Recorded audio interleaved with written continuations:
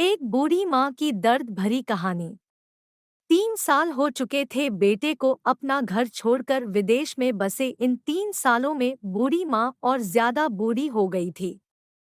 75 वर्ष की उम्र में शुभलक्ष्मी देवी की याददाश्त काफी कमजोर रही थी। उन्हें रोजमर्रा की चीजें याद ना रहती, लेकिन उन्हें हमेशा याद रहता वह था उनका बेटा। दिन हो या रात, एक पल भी ऐसा ना होता जब उन्हें अपने बेटे की याद ना आती। दूसरी तरफ बेटा था जो साल भर में एक आध बार अपने माँ को फोन कर लिया करता और 1-2 मिनट से ज्यादा बातें भी ना किया करता।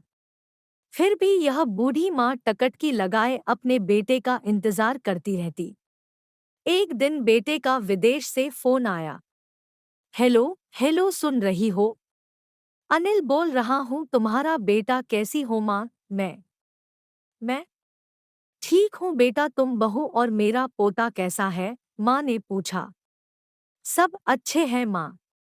मैं अगले हफ्ते गाँव आ रहा हूँ माँ, तुम्हें लेने। अब हम सब साथ में ही लंदन में रहेंगे माँ, तुम्हारी बहू कह रही थी माँ को यहाँ पर लेकर आओ। बेचारी अकेली वहाँ परेशान होती होगी, बेटे ने कहा। माँ की बूढ़ी सूखी आंखें आंसुओं से भीग गई। उसके कमजोर शरीर के नस नस में खुशी की लहर दौड़ गई। बेटे और बहू का अपने प्रति प्रेम देखकर माँ का मन खुशी से भर आया। बेटे ने आगे कहा, माँ तैयार रहना माँ। मुझे ज्यादा दिन छुट्टियां नहीं है। जिस से जितने पैसे लेने हैं लेकर रखना, तब तक मैं प्रॉपर्टी डीलर से बात कर लेता हूँ। घर के लिए? घर के लिए? माँ ने पूछा। हाँ माँ, गांव का घर हमें बेच देना पड़ेगा। अब हम साथ में ही रहने वाले हैं, तो वहां पर घर रखने का कोई मतलब नहीं है माँ, बेटे ने कहा। बुढ़ापे की वजह से ठीक से चलने में असक्षम माँ पूरे मोहल्ले में घूम घूम कर अपनी इस खुशखबरी को सबको सुनाया। सभी को खुशी हुई, सबको लगा माजी के आखिरी दिन अपने परिवार साथ खुशी से बीत जाएंगे। घर वापस आकर माँ ने अपने घर के कोने कोने को ऐसे देखा जैसे वह अपने दूसरे बेटे को देख रही हो। देखे भी क्यों ना, उस घर को अपने बेटे से कम थोड़ी समझा था। अपने पति के साथ 40 साल यही तो बिताए थे, लेकिन अब मजबूर थी बुढ़ापे के आखिरी साल बेटे और बहू के साथ बिताना चाहती थी। दिल पर पत्थर रखकर घर बेचने के लिए माँ तैयार हो गई। बेटे ने घर को आधे दामों पर बेच दिया। माँ ने ज्यादा नहीं, लेकिन जिन चीजों से दिल लगा था उन चीज समेटा और बेटे के साथ टैक्सी में बैठकर एयरपोर्ट के लिए चली गई। एयरपोर्ट पर आकर बेटे ने माँ से कहा, माँ तुम यहाँ बेंच पर बैठो, मैं सामान और बोर्डिंग पास की जांच करा कर आता हूँ। वहाँ वक्त लगता है और खड़ा रहना पड़ता है, तुम्हें तकलीफ होगी। तुम यही आराम करो। मैं यूँ गया और यूँ आया। माँ पर बैर गर्म और लेना अंतर चला गया। काफी समय हो। माँ बेंच पर बैठ गई और बेटा अंदर चला गया।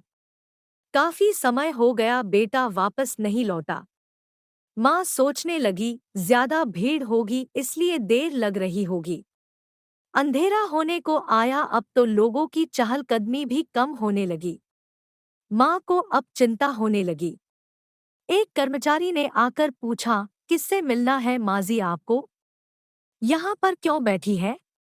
डरती हुई आवाज में शुभलक्ष्मी देवी बोली, मेरा बेटा अंदर सामान की जांच कराने गया है। लंदन जा रहे हैं हम।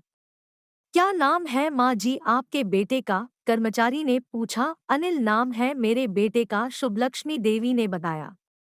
कर्मचारी अंदर गया और थोड़ी देर बाद बाहर लौटा। उसने शुभलक्ष्मी देवी से कहा, माजी लंदन जाने वाली फ्लाइट तो दोपहर में ही जा चुकी है और आपका बेटा भी उस फ्लाइट में बैठकर लंदन जा चुका है।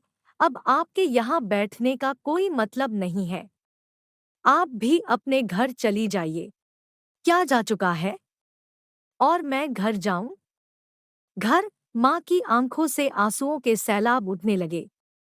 जैसे तैसे माँ घर पहुंची, जो अब उसका था ही नहीं। बिक था। वो वही बरामदे में तुलसी के पास सो गई। घर के नए चुका मालिक को उस पर दया आई तो एक कमरा किराए से उसको दे दिया। पेंशन के पैसों से खाना और किराए का बंदोबस्त हो जाता था। दिन बीतने लगे। कुछ दिनों बाद घर के नए मालिक ने सुलोचना देवी से कहा, माजी आप अपने रिश्तेदारों के यहाँ पर जाकर क्यों नहीं रहती है? इस उम्र में आपके लिए वही अच्छा होगा। अच्छा तो होगा, लेकिन अगर मेरा बेटा वापस आया तो उसका ख्याल कौन रखेगा? मेरा बेटा बहुत भोला है, उसे अपना ख्याल रखना बिल्कुल नहीं आता। मैं कहीं नहीं जाऊंगी। क्या पता कब उसे मेरी जरूरत पड़ जाए, माँ ने कहा। दोस्तों, सच बता रहा हूँ, माँ की ऐसी बातें सुनकर मेरी आंखों में आंसू आ गए। किसी ने सच ही कहा है, पूत कपूत हो सकता है, लेकिन माता कभी कुमाता नहीं होती।